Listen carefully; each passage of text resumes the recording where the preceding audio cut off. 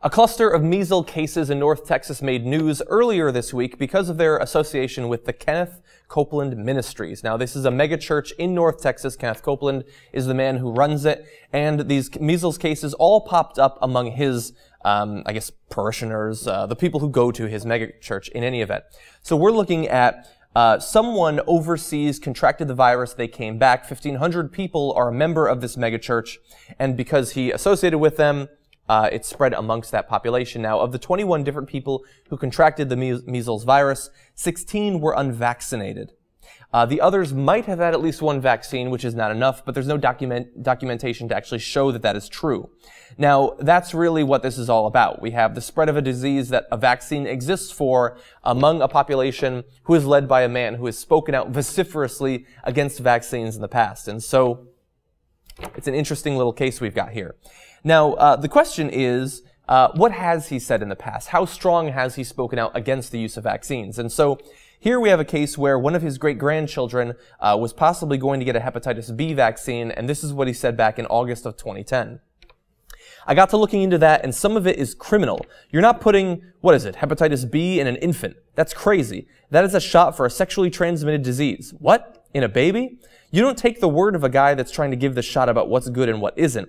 You better go read the can or read the thing. Find out what's going on there and get the information on there, because I'm telling you, it's very dangerous, the things that are happening around us all the time. This man does not understand what vaccines are or how they work. You're not infecting them with hepatitis B. You're giving a very small amount so that the body learns how to fight it and will become much more proficient in fighting it in future cases. And you simply need to look at what ended up happening to understand how non-vaccinated and vaccinated people respond to this. Measles cases are not sweeping across America. No, the hotbeds, the clusters that we're seeing, are in places like this church which practices faith healing, who believes that it's not vaccines that will save you from these diseases, it's appealing to God. For these 21 people, which include kids and babies, by the way, that didn't work out so well. So now Kenneth Copeland has made the case for not using vaccines. Now the question is, do the people who go to his megachurch actually listen to that? So here are a couple of quotes from people who used to go to his megachurch. One, Amy Arden told the Associated Press, "To get a vaccine would have been viewed by me and my friends and my peers as an act of fear, that you doubted God would keep you safe, you doubted God would keep you healthy. We simply didn't do it." This is actually by Terry Pearsons, Copeland's daughter, told people, if you haven't been vaccinated, you probably should, but went on to say, you've got this covered in your household by faith, and it crosses your heart of faith, then don't go do it. Basically saying there that, yeah, you should probably get vaccinated, but faith healing could still work, possibly.